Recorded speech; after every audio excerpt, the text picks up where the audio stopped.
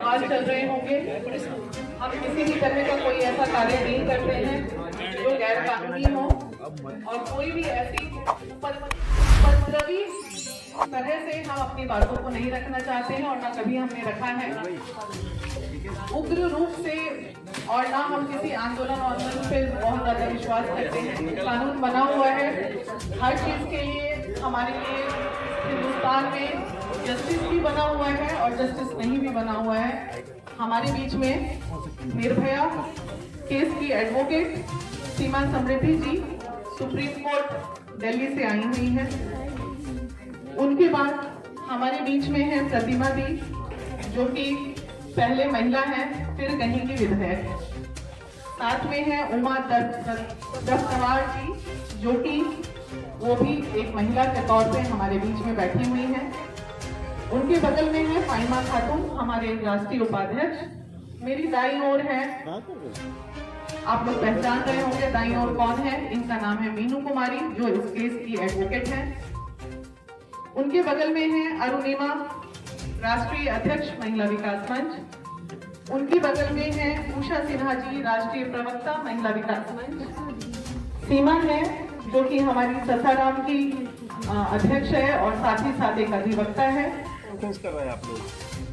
देखिए, शायद ये सवाल जो है वाजिब है आपका, लेकिन फिर भी मैं कहूँगी कि आप सभी लोगों को ये अवगत है कि आज ये प्रेस कॉन्फ्रेंस हमें क्यों करनी पड़ रही है।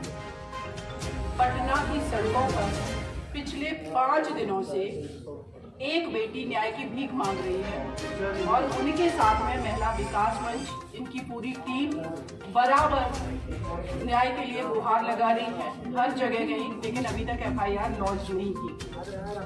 उस बिटिया की जो शिकायत है वो मात्र वो उसकी शिकायत नहीं है। उसके अलावा जिस जगह से वो 3 महीने पहले आई हैं, उस सेंटर होम है जो उसका नाम है गाय घाट, जो पटना में संचालित हो रहा है। उस शेल्टर होम के अंदर करीब 250 से 300 लड़कियां हैं। ये ऐसी बच्चियां हैं, ये ऐसी स्त्रियां हैं जो कि कहीं ना कहीं से रेस्क्यू करके या इनकी कोई ना कोई प्रॉब्लम है, इसलिए इनको शेल्टर होम में रखा गया। लेकिन कुछ समय पहले, 2-3 साल पहले, मुजफ्फर, उनकी भी आप लोगों को याद होगा शेल्टर होम की घटना, और उसमें कन्विक्शन भी हो चुका है। लेकिन उसी तरीके का मुझे इस केस में भी प्रतीत हो रहा है। विदाउट एनी इन्वेस्टिगेशन के जो यहाँ का समाज कल्याण मंत्रालय है, उसने उस बेटी को विक्षिप्त बता करके, उदंड बता करके एक लेटर जारी कर दिया। कोई उनका इन्वेस्टिगेशन नहीं है, कोई उनकी जांच नहीं है, कोई उन्होंने पड़ताल नहीं की। शायद मुझे लगता है कि मेरे ये 21वीं सदी के भारत को शर्मसार करने वाली। उसके साथ रेप किया जाता है, उस बच्ची के साथ उसको इंजेक्शन दिए जाते हैं, अगर वो मना करती है तो मारपीट होती है, फिजिकल एब्यूज किया जाता है। और उसके अलावा जो वहाँ की जो सुपरिंटेंडेंट है, वहाँ की वार्डन वंदना गुप्ता, जिन पर वो निरंतर आरोप लगा रही है। और वंदना गुप्ता एक ऐसा नाम है जिस पर ये बिटिया जो है ये सिर्फ विक्टिम आरोप नहीं लगा रही है। अभी जैसे कि वीना मानवी जी ने बताया, पीछे आपके पास यहाँ पर बैठे हुए रंजीत कुमार, वो भी बताएंगे। उसके अलावा भी हमारे पास और भी कई एक बच्चियां हैं, लड़कियां हैं जो उस शेल्टर होम से रह कर के आई हैं और जिन्होंने की वंदना गुप्ता को अपने आप को प्रोटेक्ट करने के लिए मिल करके पिटाई भी लगाई है। और वो बच्चियां भी, वो लड़कियां भी अपनी पीड़ा बता रही हैं। ये मैटर बहुत छोटा नहीं। तो मेरा यही उद्देश्य है, मेरा यही आज का प्रेस कॉन्फ्रेंस करने का जो पर्पज है कि आखिर क्यों हमारे देश के अंदर और इस पटना में बेटियों को इतना पीड़ित किया जा रहा है, क्यों अभी तक उस बच्ची की FIR लॉन्च नहीं की गई, जबकि रेप लॉ निर्भया केस होने के बाद इतना स्ट्रिक्ट कानून बना है। लेकिन जितने भी अधिकारी हैं, चाहे वो पुलिस में हो या एडमिनिस्ट्रेटिव ऑफिसर्स हो, ये लोग कभी भी संवेदनशील तरीके से काम नहीं करते। आज जब पता चला है कि प्रेस कॉन्फ्रेंस होने वाली है तो कौन कौन आने शुरू हो गए। अगर ये पहले ही ये कर लेते तो शायद हम लोगों को ये स्टेप नहीं उठाना पड़ता। अब मैं कहूँगी कि जो रेप लॉ है उसमें ये प्रोविजन है कि कोई भी पीड़िता अगर आकर के ये बताती है पुलिस को कि उसके साथ किसी ने उसकी कंसल्ट के बिना, उसकी सहमति के बिना उससे ज़बरदस्ती की है, तो वो इमीडिएटली FIR लॉन्च करेगा, ये गाइडलाइन।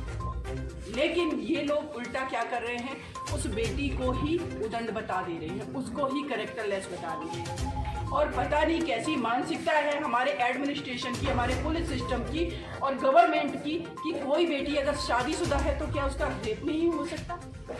अगर उसके शादी हो गई है और उसका बेबी भी है तो उसका रेप नहीं हो सकता है? अगर उसके पति ने छोड़ दिया और वो कहीं पर भी मूव कर रही है, उसके साथ कोई भी व्यक्ति, तो मेरा जो मानना है इस पूरे केस में इमीडिएटली बिहार सरकार को इस पर स्ट्रिक्ट एक्शन लेना चाहिए।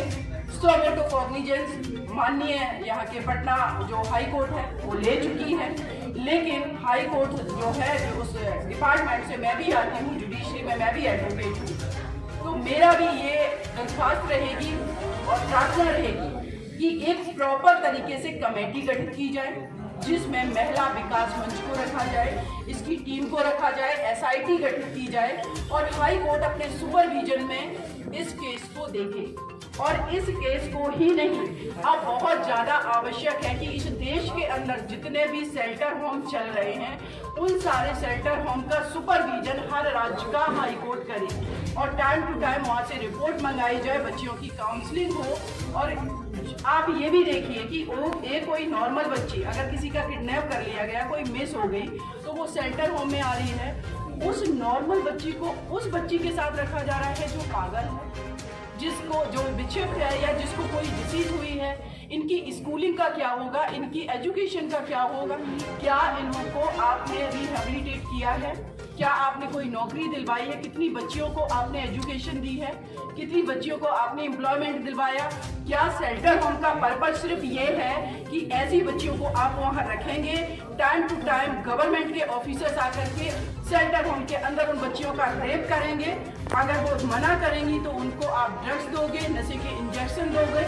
ये सारी चीज़ें शेल्टर होम में हो रही हैं और मेरी डिमांड ये भी है कि इस बिटिया का भी मेडिकल चेकअप अभी तक हो जाना चाहिए था कि इसको ड्रग्स दिया गया है या नहीं दिया गया। उसके पहले जब वो बच्ची प्रयास NGO जो विश्वजीत सर है जो कि दिल्ली में जिसमें रही है वो बच्ची, एक और संस्था है रेस्क्यू फाउंडेशन, उसकी जो मैम, आखिर ये बच्ची अगर विक्षिप्त है तो उन दो व्यक्तियों की क्यों तारीफ कर रही है? ये लगातार कह रही है और उस बच्ची का पिक्चर देख, इतनी प्यारी बच्ची है, जूडो कराटे सीख रही है, लेकिन जब वो इस शेल्टर होम में आती है तो उसको इस कंडीशन में पहुंचा दिया जाता है। तो ये विषय जो है बहुत ही गंभीर है, देश की 49% आबादी की सेफ्टी सुरक्षा का सवाल है और मैं यही उम्मीद करती हूँ कि इमीडिएटली इस पर FIR लॉन्च होगी, बंदरा गुप्ता को वहाँ से सस्पेंड किया जाएगा और जितने ऑफिसर जिनके पास महिला विकास मंच की महिलाएं गई हैं, वो बिटिया गई है, चाहे वो पटना के DM हो, यहाँ के SP हो, जिन्होंने अभी तक एक्शन नहीं लिया है, उन सबको इमीडिएटली सस्पेंड किया जाए। उसके बाद जो SIT की टीम गठित हो उसमें जो है काउंसलर या महिला विकास मंच की महिलाओं को रखा जाए। मैं ऐसी उम्मीद करती हूँ और इस बेटी के लिए आगे फर्दर महिला विकास के मंच के साथ मैं खड़ी हुई हूँ, निर्भया के जस्टिस की तरह हाथरस की बिटिया या देश की और बेटियों के लिए लड़ रही हूँ। तो ये मेरा उद्देश्य है कि आप लोग भी हमारी आवाज़ बने। तो आप सभी साथियों का, मीडिया कर्मियों का बहुत बहुत शुक्रिया और प्लीज़ आप लोगों से हाथ जोड़ के प्रार्थना है, आप इस देश का चौथा स्तंभ है। देश की आबादी 49% महिलाओं की है जो कि बहुत टैलेंटेड है, एनर्जेटिक है, इंटेलिजेंट है। इनकी आवाज़ को दबने ना दीजिए और इनका साथ दीजिए।